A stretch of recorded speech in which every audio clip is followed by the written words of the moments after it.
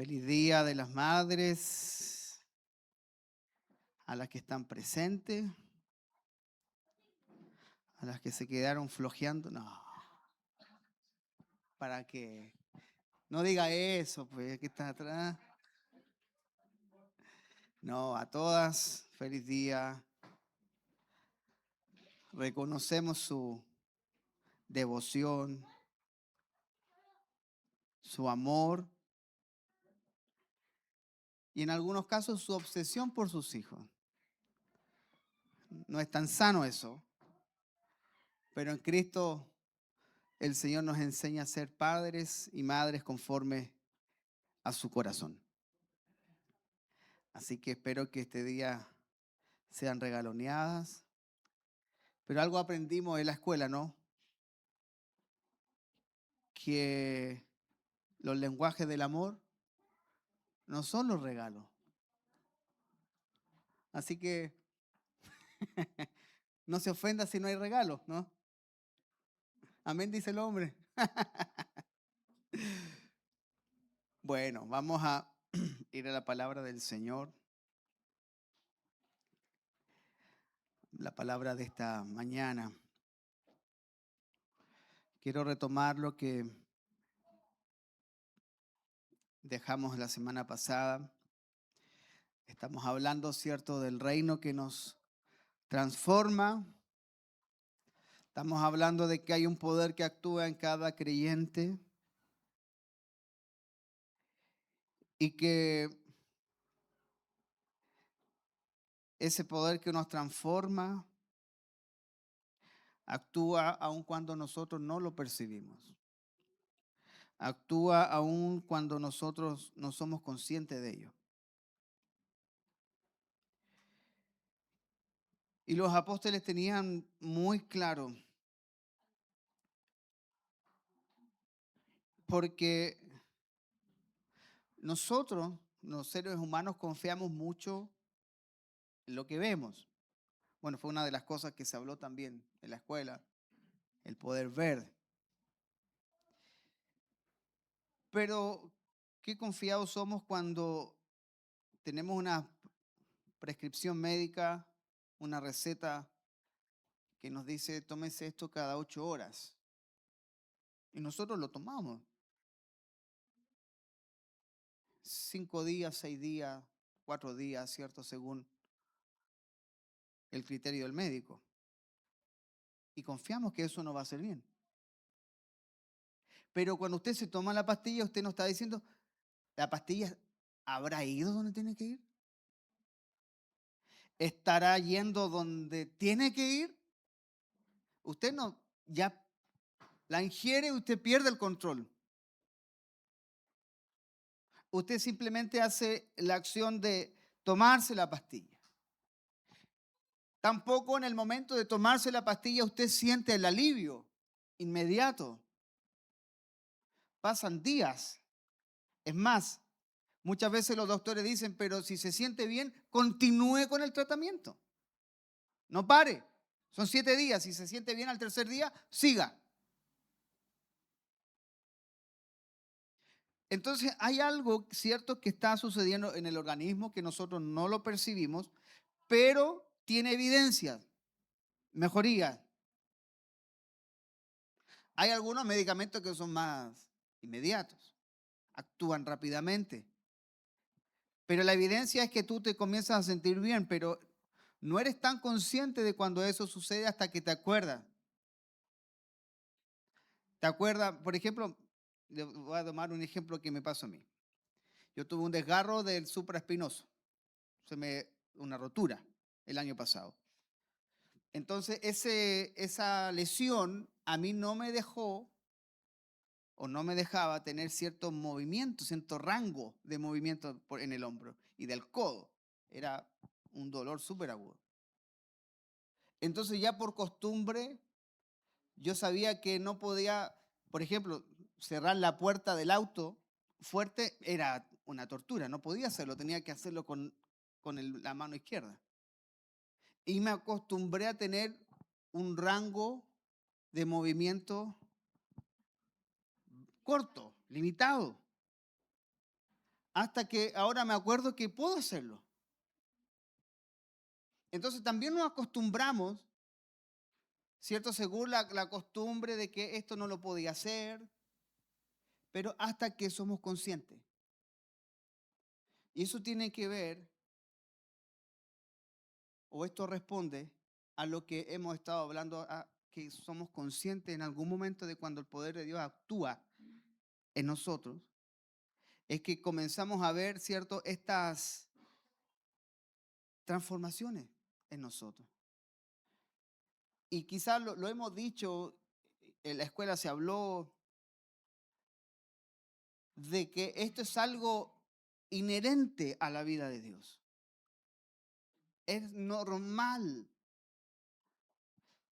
Es normal dentro de la vida de iglesia, es normal dentro de la vida del creyente, el amor, el perdón.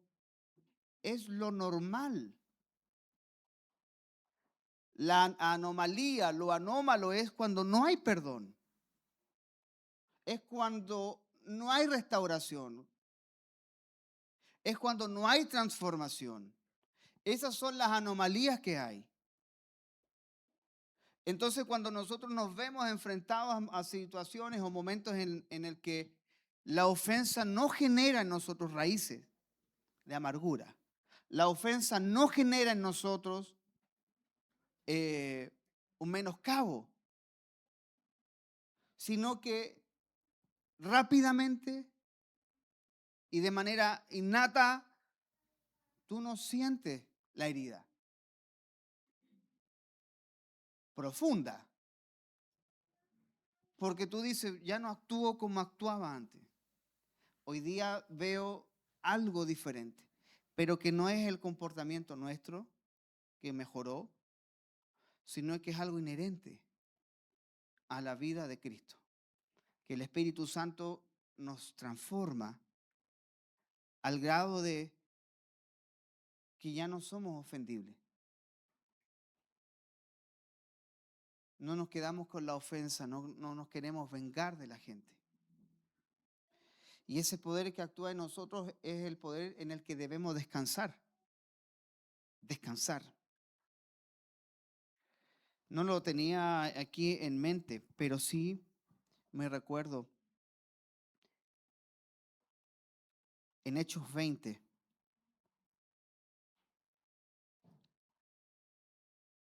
Pablo manda a buscar a los ancianos, a los líderes, a los pastores de las iglesias en las casas de la ciudad de Éfeso. Pablo los manda a buscar. Pablo estaba en Mileto.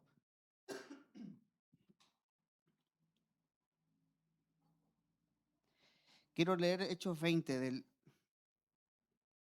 verso 26 en adelante. Hechos 20 del 26 en adelante. Dice, por tanto, yo os protesto en el día de hoy que estoy limpio de la sangre de todos, porque no he rehuido anunciaros todo el consejo de Dios. Por tanto, mirad por vosotros y por todo el rebaño en que el Espíritu Santo os ha puesto por obispos para apacentar la iglesia del Señor, la cual Él ganó por su propia sangre. Porque yo sé que después de mi partida entrarán en medio de vosotros lobos rapaces que no perdonarán al rebaño. Y mire lo que dice, y de vosotros mismos se levantarán hombres que hablen cosas perversas para arrastrar tras sí a los discípulos. Por tanto, velad acordándoos que por 3 años, de noche y de día, no he cesado de amonestar con lágrimas a cada uno. Y ahora, hermanos, y este es el punto de lo que estamos hablando. Y ahora, hermanos, os encomiendo a Dios y a la palabra de su gracia, que tiene poder para sobreedificaros y daros herencia con todos los santos. Ni plata, ni oro, ni vestido de nadie he codiciado. Antes vosotros sabéis que para lo que me ha sido necesario a mí y a los que están conmigo, estas manos me han servido. En todo os he enseñado que, trabajando así, se debe ayudar a los necesitados y recordar las palabras del Señor Jesús que dijo, más bienaventurado es dar que recibir.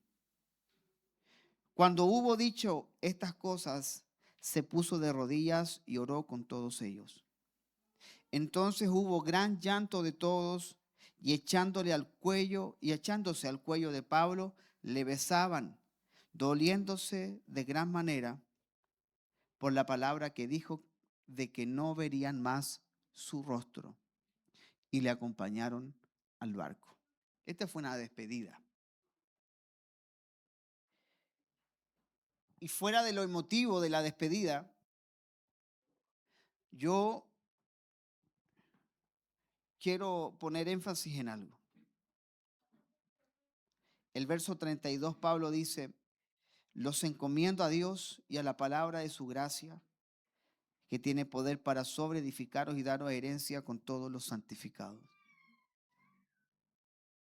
Amados,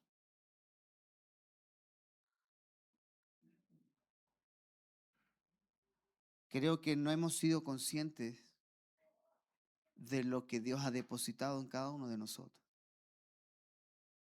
No hemos sido conscientes de lo que hemos oído por tantos años. No hemos sido conscientes de lo que hemos leído, estudiado por tantos años. Pablo entendía que nunca más les vería a todos ellos. Y le dijo, los encomiendo al Señor, a Dios y a su palabra. Porque ahí está el poder, no en mí. No soy yo el que va a mediar por ustedes. Ya es tiempo de que entiendan de que lo que tienen dentro tiene el poder para darles herencia y sobreedificarlo. Y ese es el poder que actúa en el creyente. No es que dejen de congregarse. No es que ya no necesito la iglesia. Sino que seamos conscientes de que lo que tenemos nosotros, lo que se nos ha concedido, lo que Dios nos ha dado por medio de su Espíritu, es suficiente para que crezcas en el Señor. Cada vez que vamos a la Escritura nos vuelve a mencionar lo mismo. Por eso Pablo no cambia de idea en Filipenses 1:6. Y estando persuadido de esto, que el que comenzó la buena obra en vosotros, la perfeccionará. Era esa capacidad divina de estar plenamente seguro que lo que Dios comenzó lo va a perfeccionar. Es la razón por la cual nuestras oraciones son tan lastimosas de pronto.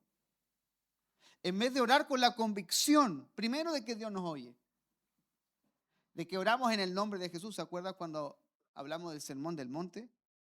Que orar en el nombre de es como que Jesús estuviera orando por ti. Entonces, hay oraciones que el Señor nunca hubiera hecho y tú las haces. Y en el nombre de Jesús y el Señor, no me metas en tu oración, yo nunca oraría así. Por eso el Espíritu nos hace consciente de esto. ¿Y qué descanso más grande hay para nuestras almas y para nuestro corazón que descansar y saber que Dios está en control de todo? A veces hemos tenido que corregir ciertas cosas. Ciertas cosas me refiero a vocabularios que de pronto nosotros decimos y mencionamos, pero que lo tomamos como una verdad. Por ejemplo, creo que todos hemos orado así: Señor, toma el control. ¡Oh! Es como que Dios te escucha. ¡Uy, se me había olvidado! Voy a tomar el control. A Él no se le olvida. Él es dueño. Él sostiene el universo con su diestra. ¿Sabe cómo deberíamos orar? Gracias, Señor, porque tú estás en control de todo. Esas son las oraciones que cambian y traen además seguridad en tu interior. No oré por mis hijos. Entonces el Señor dice, no, que se cuiden solos. No, no pasa así. No pasa así. No me recuerdo qué expositor hablaba en la escuela y decía, los músicos no oraron antes de comenzar. No se va a derramar el Espíritu Santo. No va a haber nada. No pasa así. Esto no es superstición. Y con esto no estoy anulando la oración, sino que la oración no es supersticiosa. La oración no es para que me vaya bien. No oré, entonces voy a chocar. Puedes haber ayunado, puedes haber orado toda la noche y aún así chocar. No tiene que ver con esas cosas. Por eso, esa certeza de que Dios actúa en cada uno de nosotros, aún en la lejanía de nuestro corazón, porque el reclamo del Señor por medio de Osea fue, este pueblo de labio me honra, pero su corazón está lejos.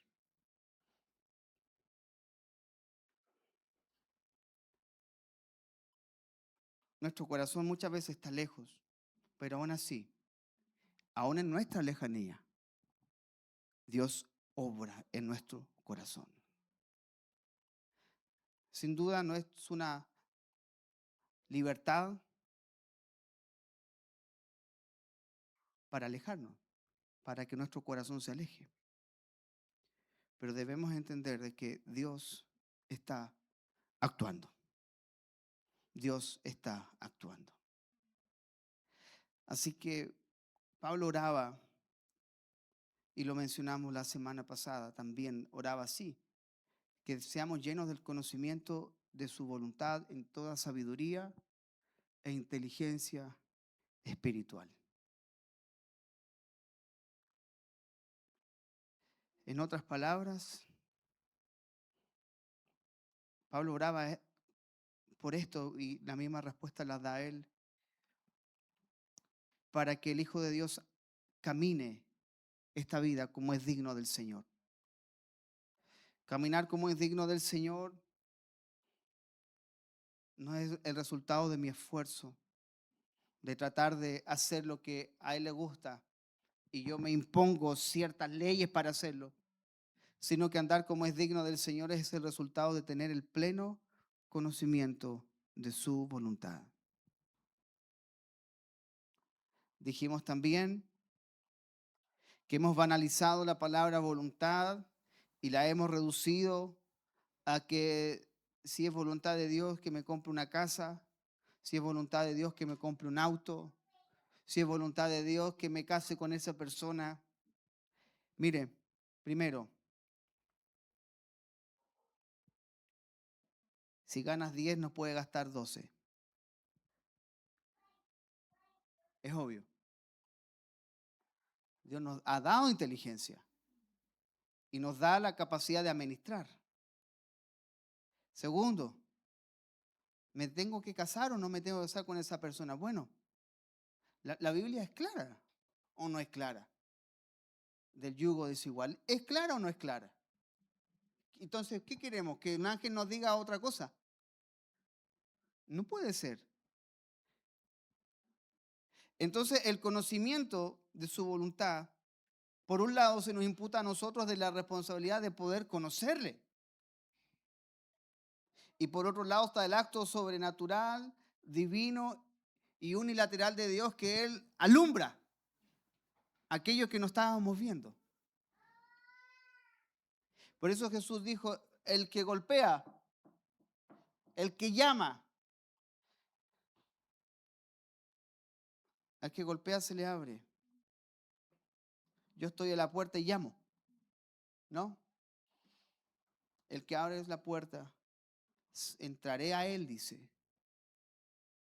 Dice Apocalipsis, entraré a Él y cenaré con Él y Él conmigo. Cada día debemos ser conscientes de esto y orar así, Señor. Hazme consciente de que en muchas áreas de mi corazón, tú estás fuera. Aunque Él mora en nosotros, pero no le hemos dejado a Él reinar, gobernar y señorear. Así que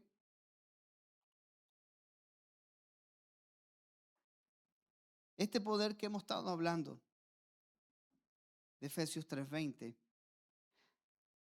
es un poder que solo los hijos lo reciben. Solo los hijos de Dios tienen este poder y actúan ellos. Efesios 1:16 dice la palabra del Señor para que os dé conforme a las riquezas de su gloria el ser fortalecidos con poder en el hombre interior por su espíritu. Por su espíritu. Lo que garantiza que Dios completará lo que ha comenzado es el poder que actúa en nosotros, que es su espíritu. Recuerde que lo dijimos semana atrás, que era el poder de Dios, lo que dice 1 Corintios. Cristo, poder de Dios y sabiduría de Dios.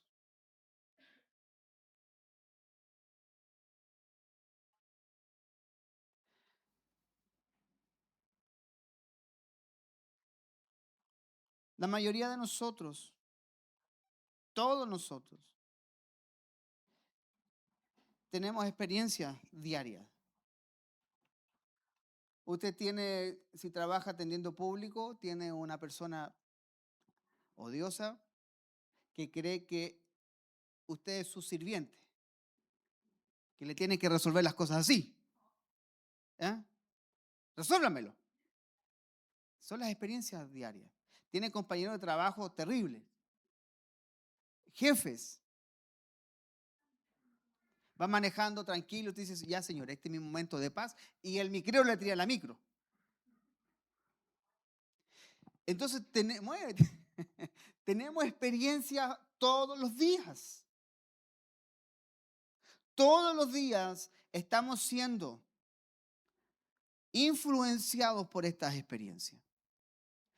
Todos los días estas experiencias quieren hacernos decir algo, manifestar algo. Y aun cuando podemos a veces, algunos dicen, Señor, con Cristo estoy juntamente crucificado. ¿Usted ha orado eso? Pero no es con velcro. Son clavos. Algunos se desconectan. La cruz no era con velcro. Eran clavos que traspasaban la madera. Era imposible. Pero aun cuando algunos se desclavan, se bajan de la cruz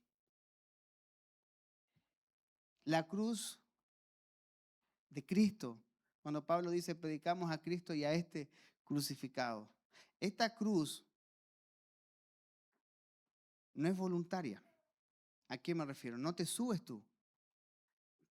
A Cristo lo crucificaron.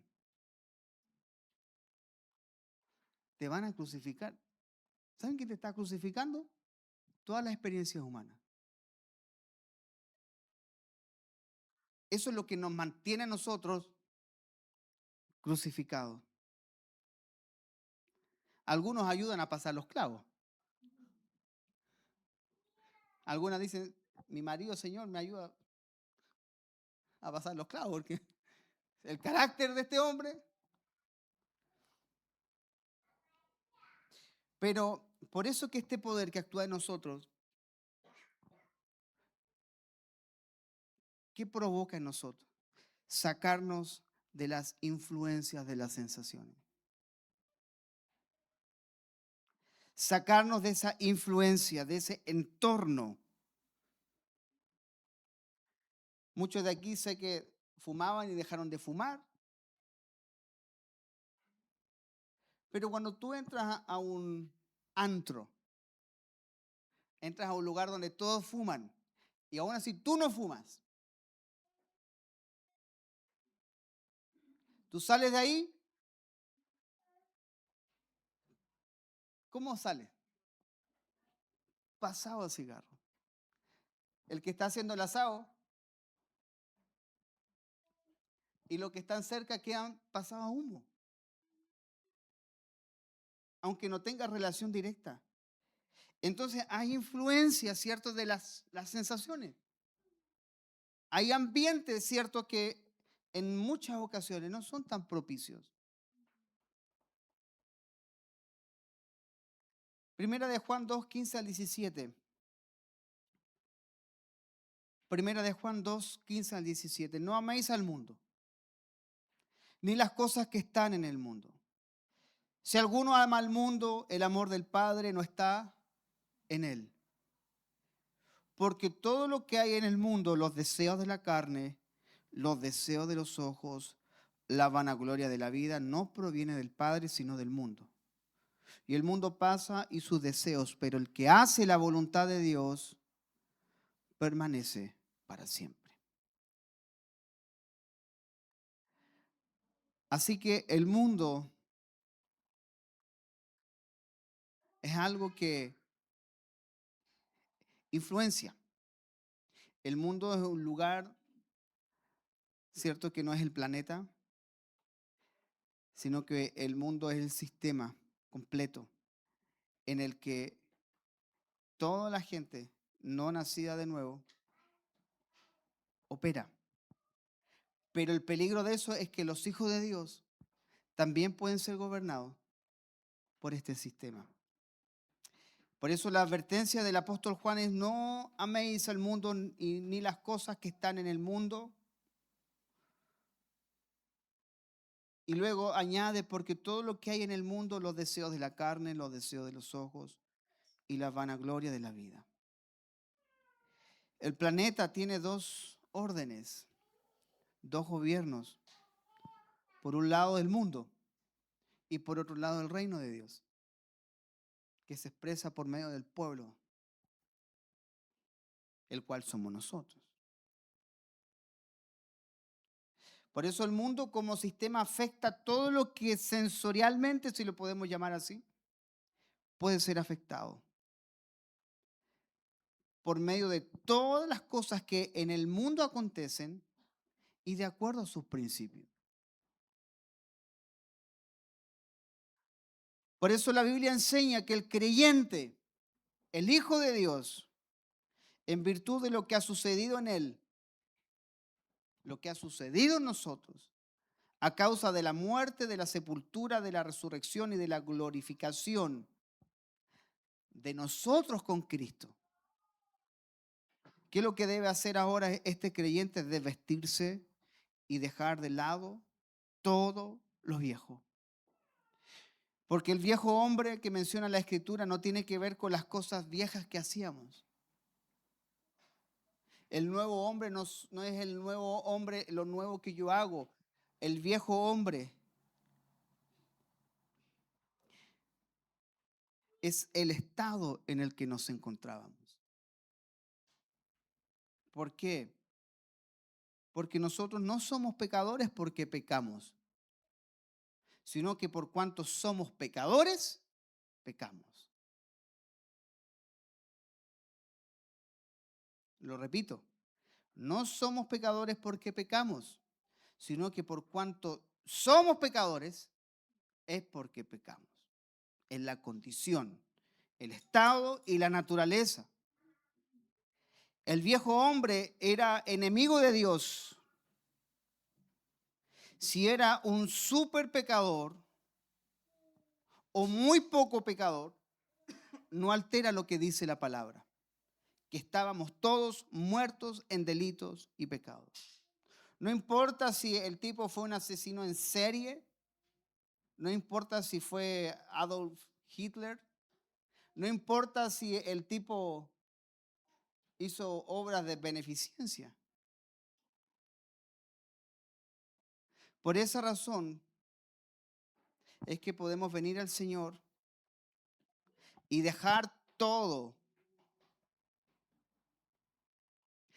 aquellos que cometimos.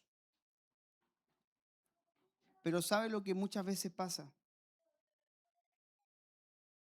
en el creyente? ¿Y cuál es el peligro? Que nunca salimos del mundo.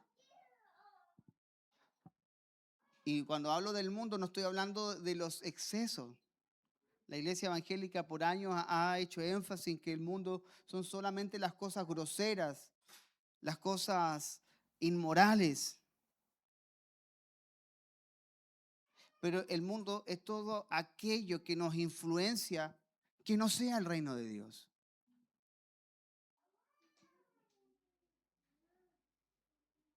Toda influencia.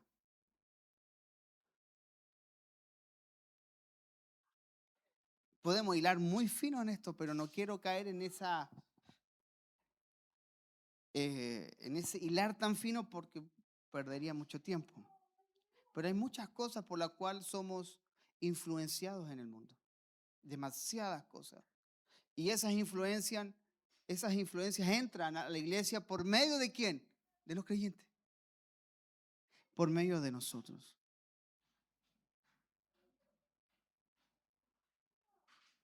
El mundo no define donde yo estaba, sino el orden en donde yo opero. Ser mundano no tiene que ver con donde yo estaba, sino que en qué orden yo estoy operando. Por ejemplo, puedo estar en la iglesia, servir al Señor,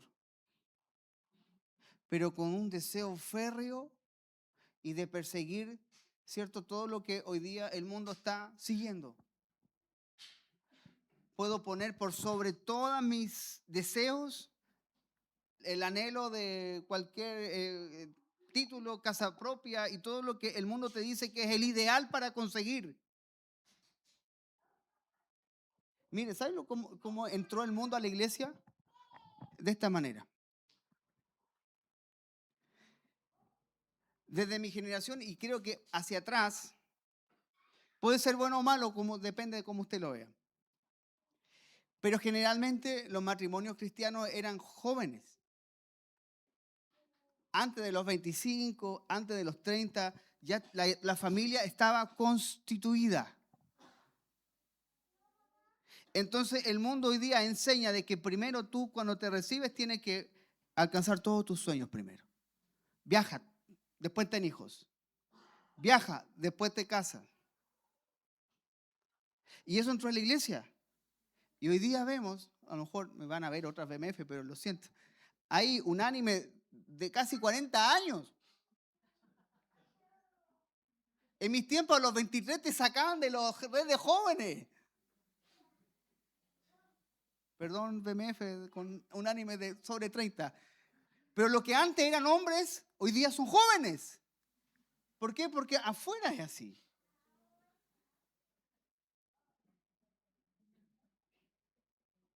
Yo tenía 2008, 2009, tenía 24 años. Y una de nuestras diferencias es que a mis 24 años yo quería estar con los jóvenes compartiendo y la pastora quería estar con los viejos de 40. Yo estoy predicando. De 30 ya, de 30. Sí, pero a mis 23, 24 años me sentía más joven que hombre maduro. Esa es la diferencia. Entonces, no digo con esto que nuestra experiencia fue la correcta, no. Estoy diciendo lo que se vivía en el momento. Entonces, hoy en día usted ve en la iglesia generalmente este tema. Matrimonios sobre los 30, 35, los hijos empiezan a llegar casi a los 40. Porque el mundo enseñó eso. El mundo ha adoptado esto. Entonces, con esto no estoy diciendo que a los 20 sean padres, no. Pero oren al Señor, vean en la palabra y no tengan miedo. Dios provee.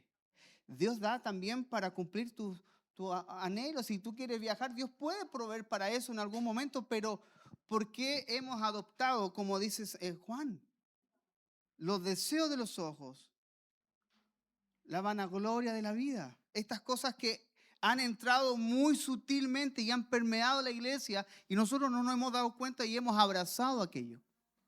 Los hemos abrazado.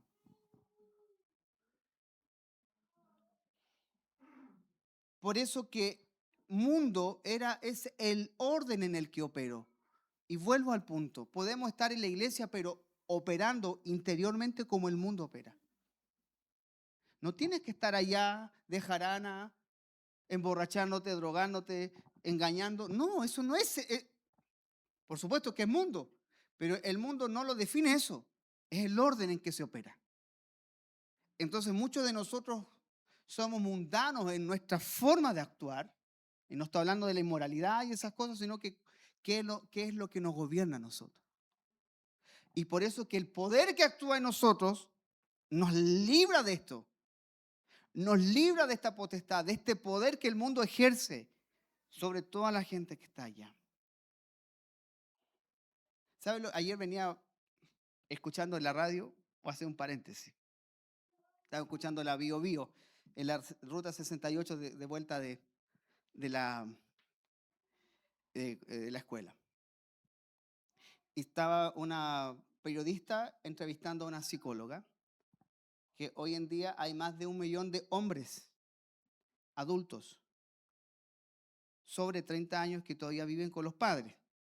Entonces ponían esta situación que décadas atrás esto era impensado, porque lo que hacían la gente que trabajaba trataba de independizarse lo más rápido posible, salir de casa, con excepciones, ciertos temas económicos y cosas así que te hacen quedar en casa. Entonces lo que la psicóloga decía era que esto es normal ahora, dice, por el costo de la vida. Está más caro, entonces los hijos quedan en casa. Y si usted se da cuenta cómo el mundo comienza a imponer ciertas cosas, ciertas ideas, la iglesia poco a poco se mundaniza con estas cosas. No, mundanizar no tiene que ver con hacer un culto mundano. Se mundaniza por dentro. Es por dentro. ¿Sabe cómo comienza la división por dentro? Entonces, si nosotros reconocemos que hay un poder actuando en nosotros, este poder nos va a librar de cualquier influencia que por herencia, como dice el apóstol Pedro, que todos hemos heredado una vana manera de vivir de nuestros padres. También heredamos mucha influencia del mundo.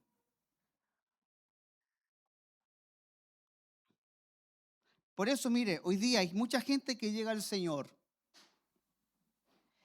y según en el mundo era flojo, mentiroso, copuchento. ¿Conoce a alguien así? No, yo tampoco. Pero ahora llegó al Señor, pero ¿sabe en qué se ha convertido? En alguien religioso, mentiroso y copuchento. Y es peor. ¿Sabe por qué? Porque nunca salió del mundo por dentro. Nunca salió del mundo por dentro. Israel en Egipto. ¿Qué pasó con Israel en Egipto? 430 años. Tiempo suficiente para que una cultura te impregne. Dios sometió a Israel a un intenso tiempo en el desierto. Lo sacó de las comodidades. Lo sacó de todo lo que reclamaban tener en Egipto, aunque eran esclavos. No se ocupa la misma palabra en cuando estaban en Egipto que cuando estaban en Babilonia. En Egipto ellos eran esclavos, ellos no tenían derecho a nada. Le imponían más trabajo, más carga. Pero en Babilonia ellos, dice la escritura, que estaban cautivos.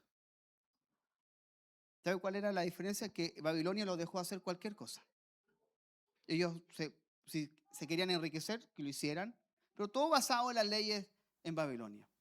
Estaban libres, pero cautivos. En cambio, en Egipto eran esclavos, no tenían voluntad. Dios los saca de Egipto, los somete en el desierto a un intenso tiempo. ¿Sabe con qué motivo? Las 42 jornadas fueron, 42 jornadas me parece en el desierto, como dice el número 33. ¿Cuál fue el objetivo de cada jornada, de cada estación?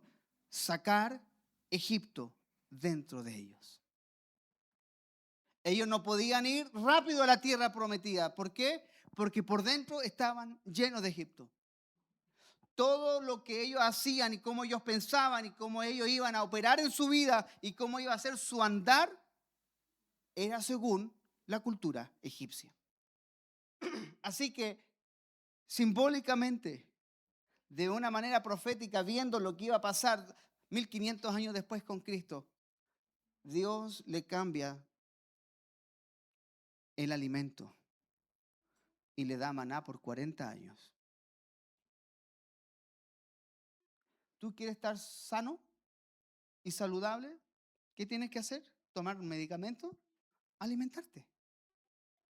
Muchos de nosotros comemos para saciar un hambre, pero no para alimentarnos y no para estar sanos. Y lo que Dios hace fue cambiarle la dieta. Les da maná y agua de la roca. No tuvieron opción. Por eso que cuando nosotros llegamos al Señor, una de las primeras experiencias son estas. Hay un cambio de alimento. Por eso, ¿cuál es la exhortación? Hermano, escudriñe la Escritura. Hermano, lea la palabra. Es nuestro alimento. Por eso Pablo, y vuelvo a Hechos capítulo 20, los encomiendo a Dios y a la palabra de su gracia. La palabra de Dios tiene el poder de transformarnos y de sustentarnos en un desierto y de sacar toda influencia egipcia mundana de nosotros. Con esto, y vuelvo a repetir, no son solamente las cosas inmorales, incorrectas que cometemos, es toda un reseteo de nuestra forma de pensar, porque si pensamos de una manera es como nosotros vamos a caminar. Por eso Dios lo mete en un intenso tiempo de 40 años en el desierto con el objetivo de sacar Egipto de ellos. Aunque ya ellos habían salido físicamente de Egipto, Egipto nunca salió del corazón de ellos. Pero ¿sabe lo que ellos determinaron? Nunca que Egipto nunca saliera de ellos. La prueba fue el envío de los espías. Moisés escoge a 12 hombres, uno por cada tribu, para espiar la tierra. 10 de ellos vuelven y dicen, imposible, nos van a comer como langosta, devolvámonos a Egipto. 2 de ellos, Josué, Caleb, podemos contra ellos. Y cuando pasa eso, ¿qué pasó? Estos 10 hombres alborotaron toda la congregación de Israel, a más de 1,5 millones de personas, contra Moisés. Entonces el Señor escuchó esta murmuración y dijo, estoy harto de ellos. Se demoraron 40 días en ir y volver. Y el Señor le dice, 1 año por día para andar en el desierto. Y ninguno de ellos entrará a la tierra. Todos morirán en el desierto. Y los de 20 hacia abajo se salvarán. Entonces el Señor esperó hasta que muriera el último que se quejó. Y entraron. Ellos decidieron que Egipto nunca saliera. Tú puedes decidir eso. Nunca dejar que el poder que actúa en ti verdaderamente te transforme. Aunque está operando y aunque golpea la puerta de tu corazón y aunque Dios genere ambientes, puede que nunca Egipto salga de nosotros. Que seamos verdaderamente gobernados por muchas otras cosas y que no sea Cristo quien gobierne. Por eso que cuando la Biblia dice viejo hombre, va mucho más allá del comportamiento personal que alguien tiene. Esto tiene que ver con el orden en el que la persona se mueve. La cabeza representativa del mundo es Adán. Es Adán. 1 Corintios 15, 45. Dice así, 1 Corintios 15:45. Así también está escrito, fue hecho el primer hombre, Adán, alma viviente, y el postrer Adán, espíritu vivificante. Adán, como bien sabemos, falla, desobedece, no cree.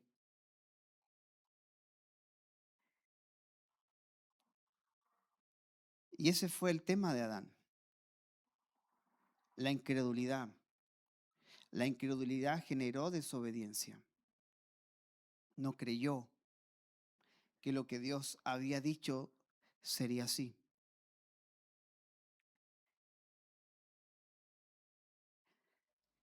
¿Qué es lo que sucede? Adán es un alma viviente, como dice Pablo. Esta alma viviente se rige por todo lo que el mundo dice y como consecuencia tiene una vida llevada por las emociones. Porque todo aquí está dirigido a lo que vemos, oímos, sentimos, gustamos, tocamos. Todo está dirigido al mundo de los sentidos. Pero hay una diferencia aquí. Los que han nacido de nuevo en Cristo, los que han sido regenerados.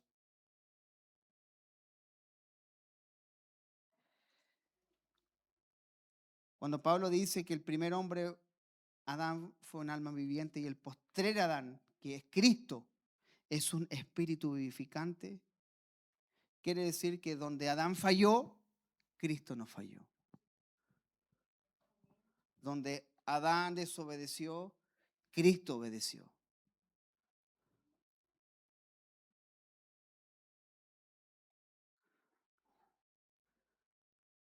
Segunda de Corintios 5:17, de modo que si alguno está en Cristo, nueva criatura es, las cosas viejas pasaron, he aquí, todas son hechas nuevas.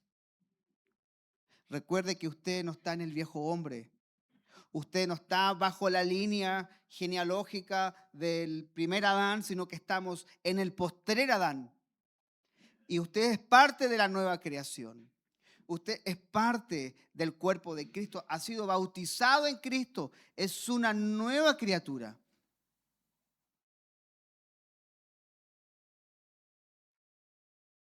Por eso que el dilema de muchos de nosotros es, si ahora estamos en Cristo y hay una nueva criatura y las cosas viejas pasaron, pensamos que las cosas viejas eran las cosas que hacíamos. Las cosas viejas pasaron. Pasó la infidelidad, pasó la adicción, pasó el alcoholismo. No son las cosas viejas, como diciéndolo de esa manera, sino que era en el estado en el que nos movíamos. Todo lo viejo es desde Adán a Cristo y todo lo nuevo es desde Cristo en adelante. Por lo tanto, estamos en Cristo. ¿Qué quiere decir esto? Ya no vivimos por las sensaciones del alma, que si me siento bien o si me siento mal, sino que vivimos por la llenura del Espíritu. Ya no vivimos por sensaciones. No vivimos de cómo están las cosas en mi exterior. Vivimos según las vemos con los ojos del Espíritu, como la Escritura nos dice que es. No vivimos según el orden o el presidente de turno, sino que vivimos según el trono de Dios. Hay un Dios sentado en su trono y no hay nada que lo mueva de su trono. Por eso es que cuando nacemos de nuevo somos injertados en un nuevo orden. Y este nuevo orden nos lleva a crecer día tras día. En este nuevo orden, Cristo es la comida del bebé espiritual Cristo es la comida del joven espiritual y Cristo es la comida del adulto espiritual. La comida no cambia. ¿Sabe lo que cambia a los creyentes? Es la cantidad de lo que se te puede confiar. Por eso que si usted ve a un bebé aquí como caminando así, yo no le paso mi computador.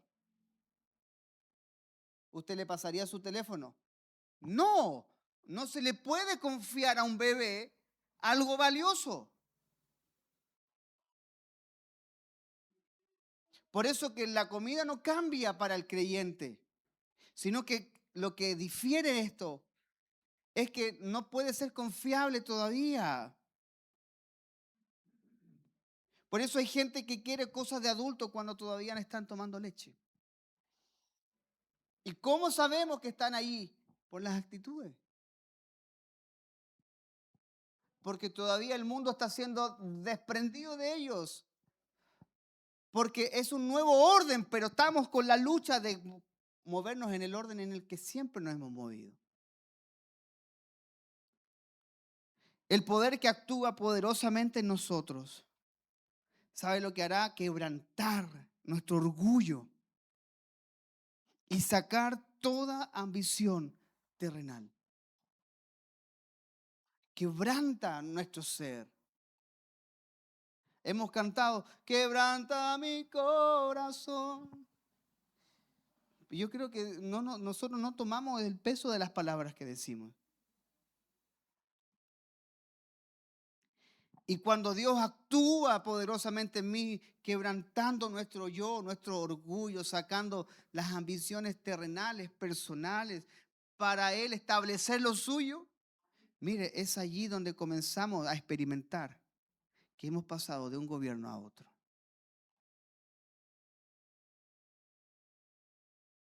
Por eso el Evangelio del Reino no tiene que ver con las cosas naturales, no son cosas materiales. El Evangelio tiene que ver con que si Dios es gobernante en nuestra vida. Él es gobernante en nuestra vida, Él es el Señor de nuestra vida. Y si Él no lo es, aún es porque estamos bajo otro gobierno. Todavía nuestro corazón está bajo otro gobierno. En la medida de que vamos creciendo en Cristo, vamos renovando nuestro entendimiento. Vamos conociendo cuál es la buena, agradable y perfecta voluntad de Dios. Cada día estaremos más claros. Cada día estaremos más precisos. Ya que la voluntad de Dios no es rebajada, como dije hace unos minutos atrás, a que si me compro una casa grande o un departamento, a que si un auto petrolero o un auto bencinero. La voluntad de Dios no es si me caso con aquella o la otra persona. ¿Sabes qué? Dios nunca podrá ser acusado por la persona que escogiste.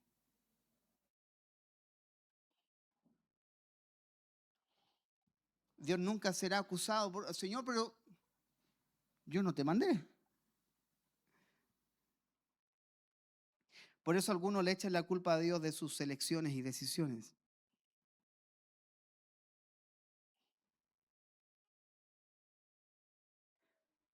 Algunos dicen, Dios me la trajo. Otros dicen, el diablo me la trajo, parece.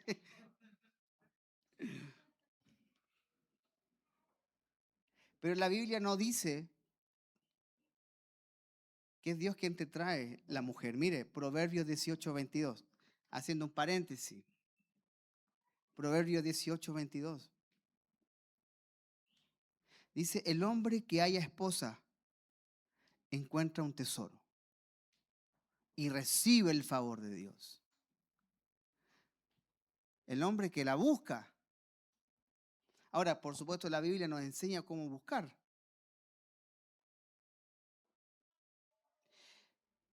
Y este proverbio es para los que andan buscando, para ver si se preguntan si es de Dios o no es de Dios. Porque tienes que mirar el fruto y las características. Dios nunca será culpable de lo que tú has elegido. Por eso no debe permitirle a nadie, ni ningún profeta, o que se diga profeta, que te diga, él es para ti, ella es para ti. Tú tienes cabeza por ti mismo. Tienes al Espíritu Santo. Tienes discernimiento por ti mismo. Porque el profeta no te va a aguantar, él no se va a aguantar las pataletas de tu pareja. El profeta no te va a pagar la luz. No va a pagar el parto de tus hijos. Ni tampoco va a pagar el precio por una decisión mal tomada. Nosotros lo vimos. ¿Te acuerdas, amor? Una persona que vino del extranjero hace muchos años atrás. Y habían dos jóvenes en la iglesia que ni hablaban. ¿Te acuerdas? Y vengan, come here. Era gringo. De ahí me traducen. Y le dice, tú y tú. Y ellos, bueno, será vos. No había ni gusto. A lo mejor le estaba haciendo un favor a los hermanos, pero. Y se pusieron de novios. Duraron menos que curado en bicicleta.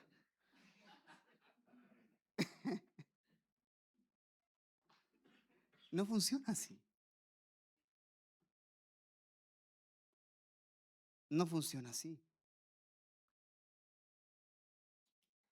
Debemos aprender a vivir dirigidos por la palabra de Dios y por su Espíritu. Aquel que sabe que hay un poder actuando en ellos, deja que la palabra y que su Espíritu los dirija.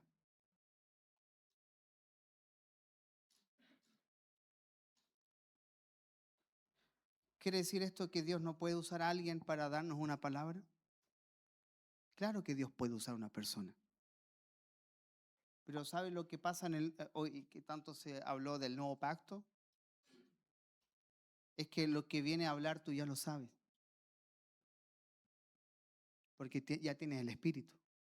No es algo nuevo que tú no sepas. Por eso que a medida que renovamos nuestro entendimiento, somos precisos en la voluntad de Dios. Sabemos discernir. Y la voluntad de Dios, ¿sabe qué? Va a aterrizarnos en una sola cosa que es Cristo. Allí vamos a cimentarnos. Allí vamos a aterrizar. Cuando Cristo es formado en nosotros, nuestro entendimiento es renovado y las sensaciones ya no nos gobiernan. Por eso que estar desanimado no es equivalente a que Dios me abandonó. Es simplemente que me desanimé. Punto.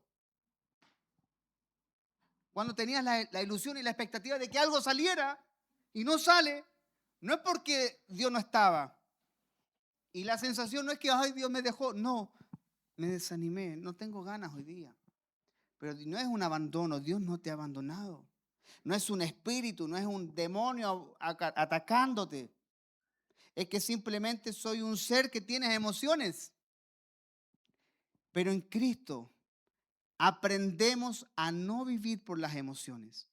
Estamos aprendiendo a vivir y a caminar por el Espíritu. Por eso que si fueran por las emociones y las sensaciones, muchos no están, bueno, varios faltaron, creo que todavía les falta. Lo que están viendo en la casa. Algunos están enfermos, sí.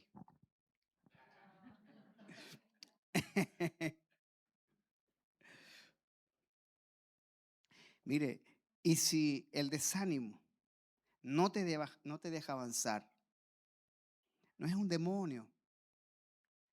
Nuestra mente debe ser renovada en Cristo. Porque si el desánimo no nos deja avanzar es porque no hemos entendido las riquezas del pleno entendimiento en Cristo. Decir, Señor, esta experiencia humana que todos tuvieron.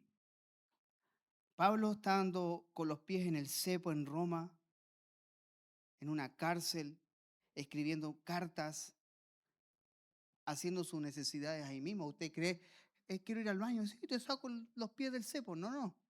Ahí mismo. En la cárcel del más adentro, Hechos 16, cantando al Señor, himnos, salmos, exaltándolo a Él con los pies en el cepo. Señor, tú eres soberano. Esto que siento, tú no me has abandonado, Señor. Estas son circunstancias que estoy viviendo. A los filipenses le dice, yo estando preso, yo preso en el Señor, yo prisionero de Jesucristo. No es Roma, Señor, estoy atado a ti, Señor. Aunque físicamente estoy en una cárcel, mi espíritu, Señor, es libre, está en ti. Y allí pongo mi mirada. Por eso que el desánimo puede golpear todo nuestro ser, pero necesitamos una mente y un entendimiento renovado. Con esto termino. Colosenses 2:2. Colosenses 2:2 dice, para que sean consolados sus corazones, unidos en amor, hasta alcanzar todas las riquezas del pleno entendimiento, a fin de conocer el misterio de Dios el Padre y de Cristo. No hemos permitido que la palabra de Cristo nos transforme, pero cuando Cristo sea revelado a nosotros, vamos a saber que nuestra condición presente no determina nuestra posición eterna. Todo lo que Dios quiere por medio de la transformación es que lo veamos a Él como Padre. Y eso lo produce el poder que actúa en nosotros. Un cambio de mente, un pleno entendimiento, ver las riquezas. ¿Qué riqueza? Vivir en absoluta paz, vivir en absoluta armonía con el Señor. No puedo controlarlo todo, eso ya tienes que tú entregarlo al Señor. No puedes controlar nada. No puedes controlar nada. O sea, desde el momento que tú te levantaste y dependiendo de qué lado de la cama tú bajas, pero del lado derecho, y pones tu pie, ya dejaste de tener control. Y te encomiendas, Señor, igual que Pablo, me encomiendo a ti y a la palabra de tu gracia, Señor, porque eso tiene el poder para edificarme, darme herencia en ti, Señor. Pero sales de la casa, un perrito dejó una sorpresa allí, pisaste y vas apurado, ya te cambió el humor. Vas saliendo apurado y el camión de la basura está sacando los contenedores y te has parado ahí 5 minutos. Y ya el Señor empieza ahí. ¡Pum! Pero todo eso que a veces nos pasa por la experiencia humana, Dios quiere que aprendas a vivirla en Él. Como esas cosas, como las peores. Cuando hay enfermedad, cuando hay muerte, cuando hay crisis, ese mismo poder tiene la facultad de gobernar todas las áreas de nuestra vida. Amén. Vamos a orar al Señor.